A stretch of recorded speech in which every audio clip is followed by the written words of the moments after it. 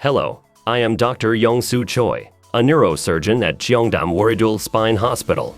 Today, I would like to briefly explain several types of spine surgery, including endoscopic procedures, simple decompression surgery, ligament reconstruction surgery, and spinal fusion. First, when we talk about endoscopic surgery, there are many different types. There are endoscopic procedures used to treat herniated discs, and endoscopic procedures used to treat spinal stenosis. Endoscopic surgery can be divided into uniportal and biportal techniques. You have probably heard these terms quite often. Which one is better, uniportal or biportal? Strictly speaking, it is not appropriate to say that one is better or worse. Uniportal surgery means treatment through a single access channel, while biportal surgery uses two separate access channels. In addition, the endoscopic techniques used for disc herniation and spinal stenosis are fundamentally different. First, when performing endoscopic surgery to remove a herniated disc, a very small endoscope is used. Typically, a uniportal endoscope with an average diameter of about 7.5 millimeters is used. One approach is entering from the side of the body. We access the spine through the neural foramen while viewing through the endoscope. Inside the endoscope, there is a working channel through which surgical instruments can be inserted. Through this channel, various instruments, including a laser, can be used to locate and remove the herniated disc fragment. Another approach is entering directly from the back. In this method, we approach through the space between the lamina, pass through the ligament, and reach the disc.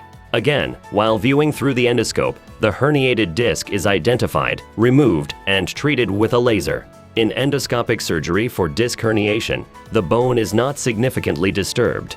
In some cases, the neural foramen may be slightly widened, but overall, the bone is minimally affected, allowing precise removal of the herniated disc. This is endoscopic surgery for disc treatment. Endoscopy is also widely used in the treatment of spinal stenosis. Here as well, there are uniportal and biportal techniques. In uniportal endoscopic surgery for spinal stenosis, the endoscope is larger than the one used for disc surgery because a wider surgical field must be visualized. The endoscope is inserted from the posterior side and advanced toward the lamina. Through this single channel, various surgical instruments can be inserted.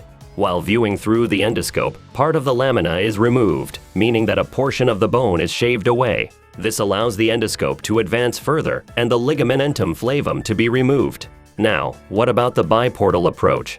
In biportal endoscopic surgery, two access channels are used. One channel is for the endoscope, and the other is for surgical instruments. This differs from the uniportal method, where instruments pass through the endoscope itself. In the biportal technique, the lamina is shaved, and bone is removed through the instrument portal, followed by removal of the ligamentum flavum under endoscopic visualization. This decompresses the compressed nerve. Next, we move on to simple decompression surgery. At this stage, endoscopy is no longer used, and a surgical microscope is mainly used. As the name suggests, simple decompression surgery focuses only on relieving compression. An incision is made in the back, the muscles are separated, and the bone is shaved away. The thickened ligamentum flavum is then removed. The procedure is performed using surgical instruments under microscopic visualization without inserting an endoscope. This is simple decompression surgery. Now, how is ligament reconstruction surgery performed? Ligament reconstruction surgery begins with an incision in the back, approaching through the space between the spinous processes. This is where a major difference lies. No bone is removed during this procedure. Through the widened space between the spinous processes, the ligamentum flavum compressing the nerve can be completely removed without touching the bone. The normal bone is preserved, and the area is reconstructed using a ligament. After reconstruction, the bone remains intact, the ligamentum flavum is removed, and the reconstructed ligament is placed at the spinous processes, away from the nerve. As a result, spinal stenosis is treated, and the ligament can function normally again. This is ligament reconstruction surgery. Finally, what about spinal fusion surgery? Spinal fusion can be performed using either an anterior or a posterior approach. In the anterior approach, an incision is made in the abdomen. This does not mean the internal organs are exposed. The approach is made alongside the peritoneum, allowing direct access to the disc. The disc is removed, an implant is placed, and conditions are created to allow bone fusion. Then, screws are placed from the posterior side to complete the fusion. There is also a posterior approach. In posterior fusion surgery, bone is removed to allow insertion of the implant. The implant is inserted through that space, followed by screw fixation to stabilize the spine. So, spinal fusion surgery can be broadly divided into anterior and posterior approaches.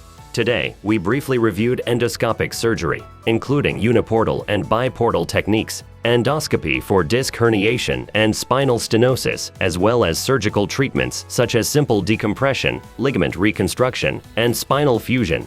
I hope this information has been helpful. Thank you.